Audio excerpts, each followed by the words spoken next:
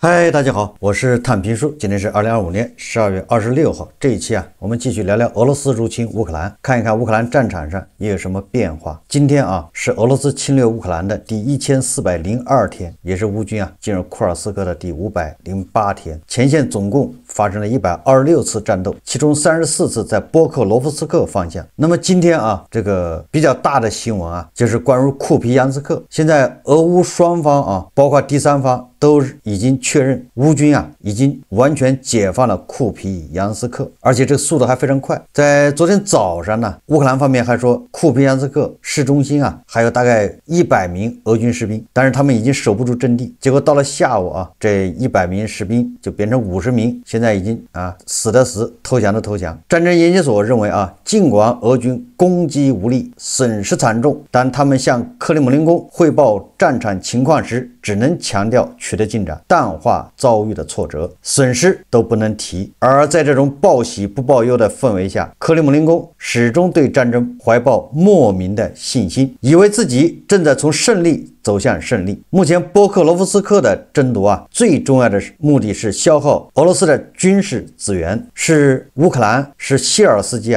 给俄罗斯人下的一个套。目前看越来越像这样。这个战争研究所说他说军事博客作者广泛批评克里姆林宫和俄罗斯军方指挥部在库皮扬斯克发表的虚假和夸大声明，进一步揭露了俄罗斯正在进行的认知战努力。该努力旨在将乌克兰的防御描绘成濒临崩溃，并将俄罗斯在战场上的重大胜利描绘成不可避免，但这与战场的现实并不相符。俄罗斯的军事博客作者也承认，俄罗斯在库皮扬斯克失败，表明俄罗斯没有足够的人力和物力在短期内击败要塞北部，同时在其他地方继续进行进攻行动。战争研究所最近评估认为，由于同时进行多方向进攻需要消耗大量的物资和人力，俄罗斯军队可能将继续难以维持克里姆林宫所希望的多方向进攻。俄罗斯为争夺要塞而发起的战斗可能会进一步消耗俄罗斯的资源，俄罗斯可能需要降低其他前线地区的优先级，以便将更多兵力集中到要塞地区。因此克里姆林宫在谈判中要求乌克兰割让顿涅茨克州未被占领的地区，很可能是为了节省俄罗斯的人员和物资资源，并可能使俄罗斯在未来重新入侵时处于更有利的地位，以实现普京控制整个乌克兰的长期战略目标。这是美国战争研究所的说法这个俄罗斯的战地记者也在社交媒体上说哈尔科夫州的库皮扬斯克失守了，并这个讽刺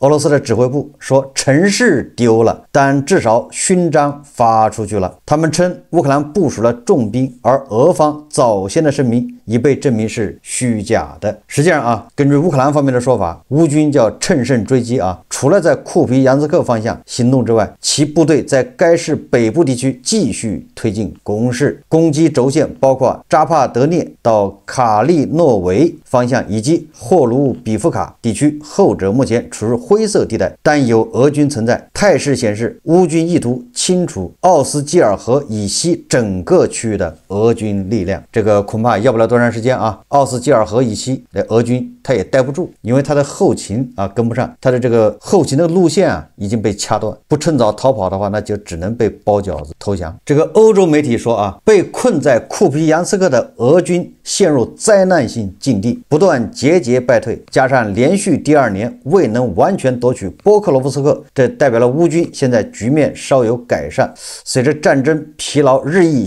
影响俄罗斯，通过美国特朗普迫使乌克兰迅速做出不利于己方的投降，这一前景现在看来更加遥远，但并非完全排除。乌克兰的前景正变得越来越乐观，但由于泽连斯基最近卷入的丑闻、华盛顿不确定性以及欧洲内部的分裂，乌克兰前景仍然脆弱。所有这些都有可能破坏对乌克兰的持续军事和财政支持。随着克里姆林宫野心与现实之间的差距不断扩大，也就是普京的理想和现实之间的这个差距普京的理想很丰满，现实很骨感，尤其是在俄高级军官的眼中，这种差距已经大到足以造成严重的信息失误，例如库皮扬斯克的惨败。所以说从各方这个报道和信息来说乌军掌控了库皮扬斯克已经是板上山定地，这个对黄俄来说啊，不是个好消息。这黄俄比死了亲爹还难受啊！这个凤凰卫视啊，那个卢宇光前2天就已经说了，俄军啊已经开始撤离库皮扬斯克，因为在那儿待不下去了，后路被断了。那么今天还有一个更重要的证据啊，什么证据啊？上一次泽连斯基跑到库皮扬斯克那个高速路入口的地方，标志性建筑那儿拍了个视频，揭穿了这个普京和格拉西莫夫的谎言，让这个普京恼羞成怒啊，打了脸。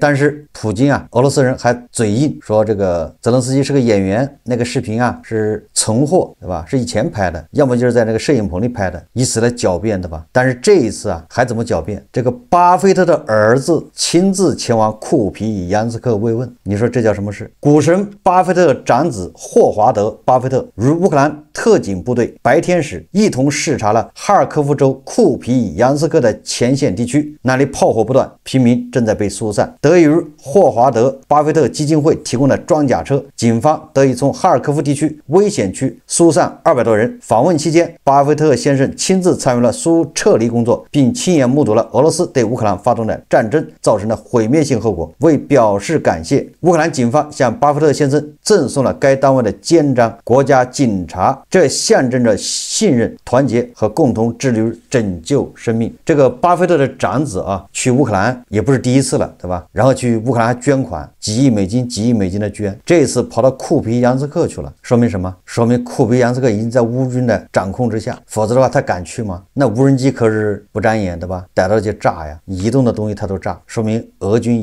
已经被驱离库皮扬斯克。大家还记得吧？这个普京为了让全世界人民相信俄军拿下了库皮扬斯克和波克罗夫斯克，他要求格拉西莫夫啊，对吧？要停火几个小时，让西方的记者，对吧？进入库皮扬斯克现场去看一看，到底有没有拿下。结果啊，西方的记者没有去库皮扬斯克，没有去普京，对吧？宣传的俄军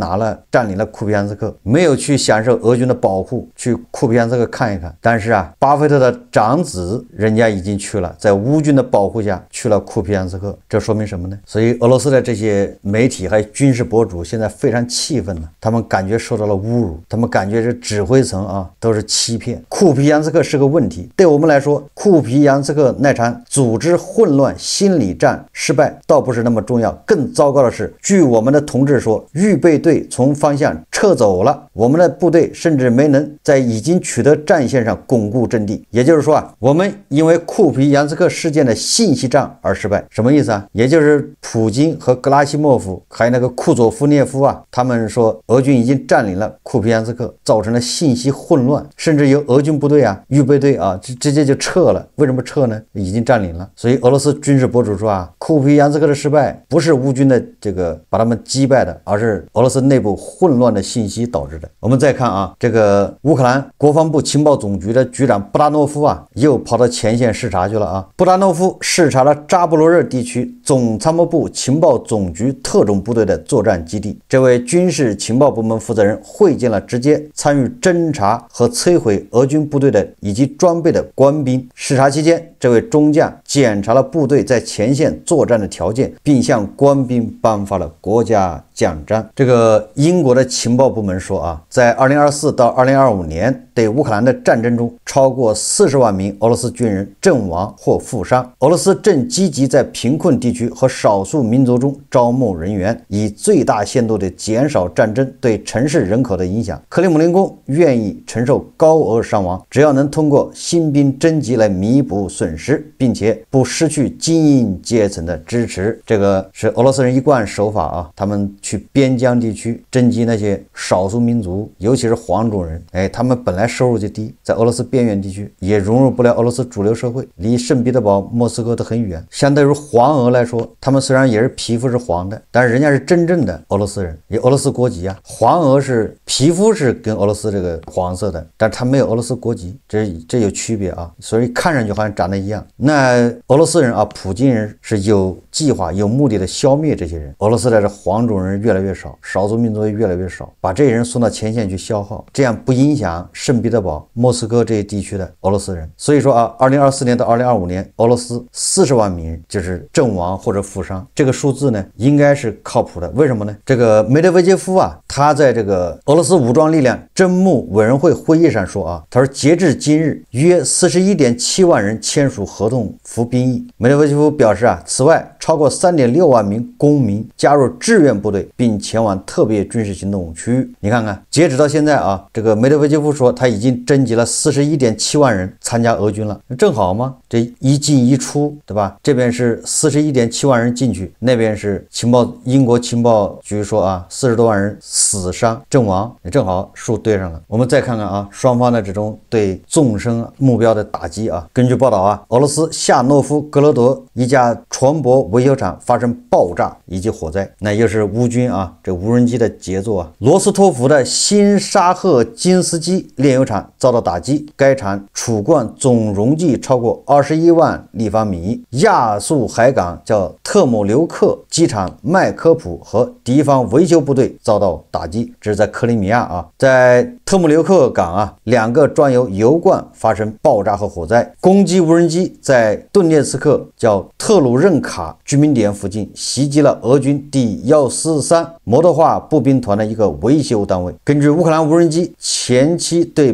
别克机场打击所澄清的结果，也就是证实了啊，96K6 雷达站 R419 通信站被摧毁，另外一台雷达受损得到证实。根据俄罗斯方面的报道啊，乌军无人机成功打击了奥伦堡天然气处理厂的行动得到证实，通往现场的所有道路均已封锁。这个奥伦堡天然气处理厂是世界上最大的天然气处理厂之一，对俄天然气工业至关重要。那么俄罗斯对乌克兰的轰炸也没停着啊。根据乌克兰方面说法啊，从22日夜间到23日白天，乌克兰创造了一个奇迹，俄罗斯的35枚巡航导弹中有34枚被击落，而且大多数都是由 F-16战机拦截成功。被击落的俄罗斯导弹主要为 KH-101和14坎德尔，也就是啊，这是迄今为止啊乌克兰的 F-16战机创造了最大的一个奇迹啊，也就是现在乌军的 F-16战机恐怕已经磨合的差不多了，击落了啊俄罗斯发射的35枚巡航导弹中的34枚。乌克兰空军这个叫伊纳特上校说啊，防空行动的效能极高，我们感谢勇敢的飞行员们。随着这个 F-16到乌克兰啊，现在有一段时间了，那么乌克兰的飞行员对吧，乌克兰的空军对 F-16的这种使用磨合对吧，战场上的效能已经渐入佳境。这个 F-16有一个优势啊，就是因为它本来就是北约这个国家援助的，所以它本来就是跟北约的这个叫情报对吧，卫星啊，就是数据链呢，它都是同步的，跟什么雷达预警机，就是主要是数据能共享，那这个就很先进对吧？飞行员可以在不打开机载雷达情况下，他只需要接收这个预警机或卫星给他的指令对吧，提前飞到这个俄罗斯的这个口径啊，或者是伊斯坎德尔导弹飞行的路线上等着，然后按照指令对吧，把那按钮一按，响尾蛇导弹飞出去他就不管了，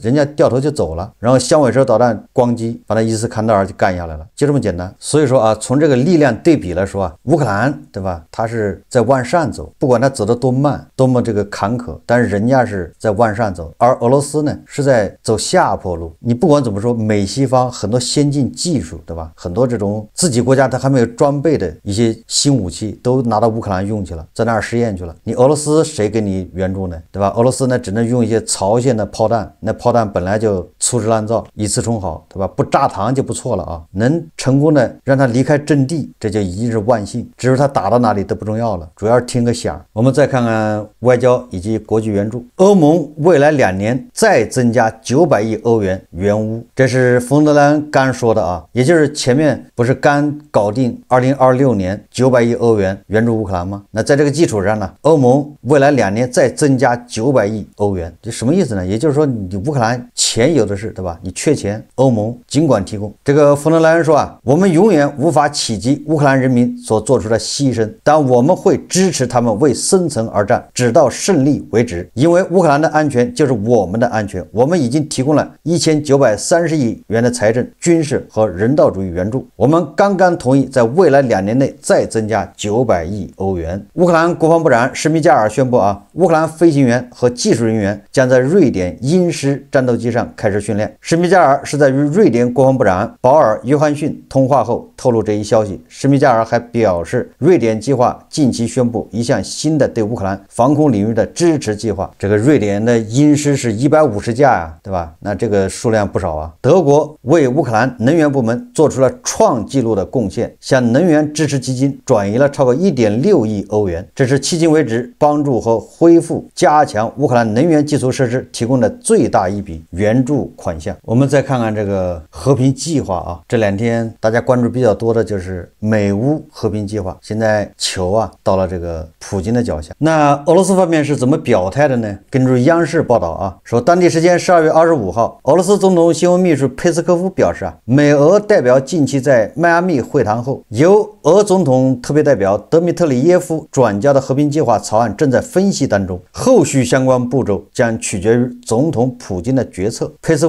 科夫还表示啊，他说目前普京暂无与美国总统特朗普通话的计划。这个佩斯科夫还说啊，他说普京总统已祝贺特朗普圣诞节快乐，并向其发出了贺电。由俄总统负责与外国投资经济合作的特别代表德米特里耶夫转交给普京的关于可能解决乌克兰问题的材料，目前正在俄方进行分析。他说，未来与美方的接触将取决于普京在此次分析后所做出的决定。他说，俄方已注意到关于弗拉基米尔·泽连斯基圣诞节讲话的报道，并形容该讲话奇怪、缺乏教养且具有攻击性。佩斯科夫还质疑泽连斯基在此番讲话后做出恰当决策的能力。什么意思呢？就是泽连斯基在平安夜啊，他不是发表了一个视频讲话吗？在那个讲话里面啊，泽连斯基提到了乌克兰的传统信仰，说在这一天夜里天门会打开，人们可以许下一个愿望。那泽连斯基就说啊，他说很多乌克兰人心中的或许都曾闪过同一个念头，愿他灭亡。根据基辅独立报报道，泽连斯基表示啊，乌克兰人在平安夜许下的愿望可能会是愿他（括号普京啊）灭亡。但他随即强调，当人们向上帝祈祷时，真正祈求的是更崇高的目标。我们祈求乌克兰实现和平，我们愿为和平而战，也为和平而祈祷。和平本就是我们应得的权利。然后媒体就进行解读啊，我看有媒体还说这个泽连斯基啊，实际上是在诅咒特朗普死亡，但是有的媒体就说啊，不是特朗普，说的是普京啊，反正他没点名，说泽连斯基啊，这个在平安夜诅咒普京死亡，让他去死。在讲到加入北约的时候啊，泽连斯基又说了一大堆，然后说啊，政客迟早是要死的，我们乌克兰加入北约这个宪法不容改，乌克兰并没有放弃加入北约，所以让人感觉啊，那他是咒这个特朗普死，就这意思啊。反正媒体啊喜欢这个捕风捉影嘛，但是我倒是觉得啊，乌克兰人泽连斯基盼着普京死，这个无可厚非，因为这个战争就是普京发起的，就是普京为了个人欲望，对吧？无端挑起这场侵略战争，他就是战犯，他是罪魁祸首。英国驻俄罗斯大使叫布里斯托在接受《每日电讯报》采访时说啊，只要普京还活着并掌权，乌克兰就不可能实现和平。他说啊，如果认为可以通过让乌克兰出让领土来说服普京结束战争，这纯属幻想。西方领导人必须承认莫斯科与基辅之间的僵局，以及在现任领导层执政期间，俄罗斯的立场不会改变这一事实。所以你看啊，这是英国驻俄罗斯大使说的，那也就是这个普京是俄罗斯侵略乌克兰的关键人物，所以作为乌克兰人盼着普京去死，这没什么，很正常。不盼着普京去死，难道乌克兰人还在祈祷普京，对吧？万寿无疆吗？梅德韦杰夫永远健康，绍伊古比较健康。实际上从俄罗斯方面啊，这个表态来看，也符合咱们的判断啊，也就是普京他一定第一时间啊向特朗普，对吧，致以节日的问候，然后这感谢特朗普在为俄乌和平付出的努力，然后巴拉巴拉巴拉一大堆，然后后面说但是，对吧，我们还有一些新的建议，对吧？这份20点计划这个协议啊没有能改变这个战争的根源，那肯定这一套啊，完了之后他也改，所以就看这个特朗普的脾气了，对吧？特朗普如果喜欢这样，那你就改吧，然后你来回拉锯，反正还是接着打。特朗普对泽连斯基动不动就最后通牒，对吧？给你限时27号，对吧？或者是15号，反正你就得同意表态。当然他对普京他可不敢这样，对吧？也只能敲敲边鼓，不敢真的露出獠牙啊，也不敢呲牙。那美国的媒体是怎么看待俄罗斯的反应的呢？包括彭博社在内啊，说多家媒体报道称，克里姆林宫已经拒绝了美国和乌克兰联合提出的20点和平计划，并正在制定俄罗斯版本的替代计划。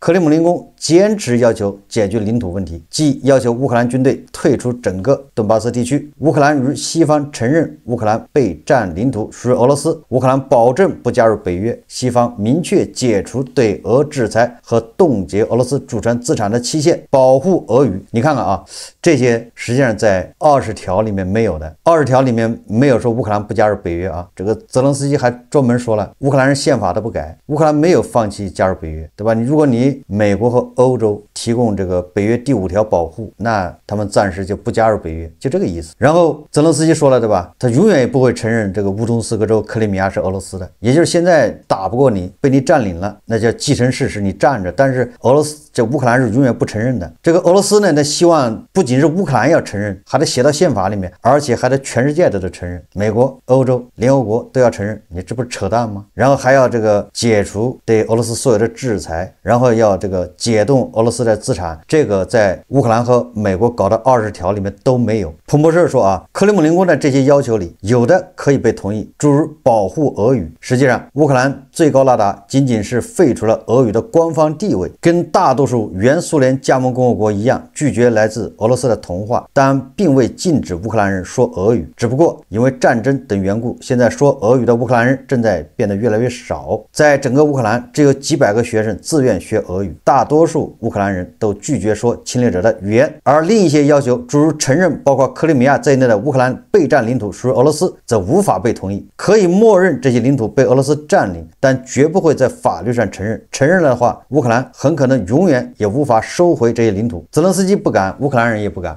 只有黄俄敢。这么一说的话，实际上啊，俄乌双方的分歧大的难以弥合。乌克兰还需要欧洲，对吧？国际部队驻扎在乌克兰，驻扎在顿涅茨克。乌克兰还需要保持80万的部队。俄罗斯侵略乌克兰之前，乌克兰好像20万多少万部队啊？或者地保老人说的是要去乌克兰去军事化，把那20万部队给它去掉，结果现在越去越多，变成80万，完了还有外国军队在那儿。那你说地保老人把脸往哪儿放？虽然他在谈恋爱，对吧？热恋之中，但面子还是要的，大哥要面子。所以你看啊，这么多分歧，实际上标志着这是特朗普就是瞎胡闹，接着打吧。泽连斯基为什么很开心呢？因为泽连斯基他的好处他要到了，比如说这个对乌克兰的保护，对吧？你欧洲你提供什么保护，美国提供什么保护，而且还得写到宪法里，要国会通过，对吧？写到就是要国会通过，完了之后呢，你要提供8000亿的这个重建资金，对吧？这钱谁出呢？反正你们要出，对吧？俄罗斯的这个冻结资产也算一个，然后欧洲贷款借钱，对吧？世界银行包括美国什么矿产资源什么一大堆的，总之啊，这泽连斯基要8000亿美元这个认可，对吧？也就是你看啊，乌克兰和美国谈的对乌克兰有利的东西，那人家都要，凭啥不要啊？这谈好了，对不对？只是分歧的搁一边呗，对吧？跟俄罗斯分歧都是跟俄罗斯的分歧，扔一边了，不管了，对吧？那就接着打呗。克里姆林宫认为20条现行文本颇具乌克兰色彩，也就是说你这玩意儿是乌克兰人提的吧？乌媒昨天全文刊出泽连斯基的20点方案，俄专家称之为对莫斯科的最后通牒。分析界普遍认为该文件并未体现乌方任何实质性让步。昨天咱们也说了啊，乌克兰的这个20条，对吧？是乌克兰大获全胜。这个俄罗斯要同意的话，那就是普京接受失败的命运，就这意思，对吧？乌克兰随时不高兴，那就可以等他力量够了啊，继续的够了，他就要夺回这个乌东斯克州，因为人家法律人没承认这是你的，对吧？谈不好就打呗，那打那顶多是欧洲、美国他不派兵，但人家还照样的给武器啊、援助啊，不跟现在是一样吗？所以说你从俄罗斯角度来看，那就是乌克兰就在那喘息一会儿，对吧？等他积蓄了力量，他要打，那普京不可能同意啊。那个俄罗斯的国内什么反应呢？我看俄罗斯舆论研究中心副主任啊，他们当地时间24日进入一项调查，得出结论啊，说超过半数俄罗斯民众认为俄乌冲突可能在2026年结束。这个该中心啊对1600名俄罗斯民众的调查显示啊，55%的调查对象认为俄罗斯有望在2026年结束对乌克兰特别军事行动，70%调查对象认为俄罗斯2026年将比2025年更成功，大约2/3的俄罗斯民众支持俄乌和谈。这是乌克兰危机2022年2月全面升级以来支持和谈民众占比比最高的一次。什么意思呢？实际上这个第一个啊，说明俄罗斯民众啊被普京、被格拉西莫夫、被绍伊古给骗惨了。他们到现在认为俄军在前线是节节胜利，一个胜利接着另一个胜利，乌军早就招架不了了。第二个呢，也说明俄罗斯人啊现在盼望和平，不想打了，对吧？他们认为2026年就结束了，这个不管是什么原因结束啊，至少俄罗斯人是表达一种乐观的愿望，就是2026年就停火了，不要再打了，对吧？有这个意思在里面。有媒体说啊，这个实际上就是普京啊放风啊，试探这个俄罗斯民众民意到底怎么样。但是大家别忘了啊，乌东4个州在俄罗斯宪法来说都已经公投了，都是俄罗斯的新领土，宪法什么杜马是吧？这都已经通过了，投票都通过了，一系列程序都走完了。可是这时候乌克兰还占着一大块不让，那普京怎么向俄罗斯人交代呢？到底是乌克兰占了俄罗斯的领土，还是俄罗斯占了乌克兰的领土呢？如果普京啊同意了乌克兰和美国搞的这20条，那估计啊俄罗斯国内很快就有强硬派起来号召要烧死普京，对吧？就像上一次俄军呢在那个什么苏洛维金的指挥下从赫尔松城撤退，那俄罗斯国内对吧，那个杜金马上就号召要烧死普京。最后我们再看一看啊，这个彭博社的报道说，2个印度啊拒绝至少20艘载有俄罗斯石油的油轮进入港口，这些石油正在海上积压，俄罗斯的出口量仍然很高，但由于制裁和低价出售原材料变得越来越困难。彭博社援引船舶追踪数据报道了此事。自8月底以来，油轮上的俄罗斯石油的数量增长了 48%， 至少有20艘船正在等待进入2个印度的港口的许可，还有一部分油轮滞留在其他港口和海上航线上，许多船只被迫改变航线或长时间停留在海上等待卸货。也就是这些油轮啊满载俄罗斯的石油，但是没有地方去，只能在海上飘着，想靠近2个印度的港口去卸货，但是人家不让。部分油轮已变成未知油轮，他们改变航线，不指定最终港口，或将货物转运至其他船只。这类做法可隐藏货物来源，规避制裁。以前大多数货物都是运往2个印度，但现在这些国家越来越谨慎。俄罗斯石油价格持续下跌，自7月中旬以来，乌拉尔原油价格下跌约 40%， 目前每桶价格约为34到38美元。为了找到买家，莫斯科不得不提供大幅折扣，这加上油轮卸货延误，给俄罗斯预算带来了严重的问题。看看俄罗斯还能挺多久吧。乌克兰啊，一边炸俄罗斯的炼油厂、油田，对吧？输油管道、码头，还有发电站。这边呢，欧美制裁俄罗斯，乌克兰还要打击这个影子舰队，对吧？炸这些油轮，三管齐下，勒在俄罗斯脖子上的绳子是越来越紧，俄罗斯只能靠抛售黄金啊来续命啊。好，这期节目我们就聊到这里，感谢大家收看。如果喜欢我的节目，欢迎订阅、转发，也可以在下方留言评论，谢谢大家。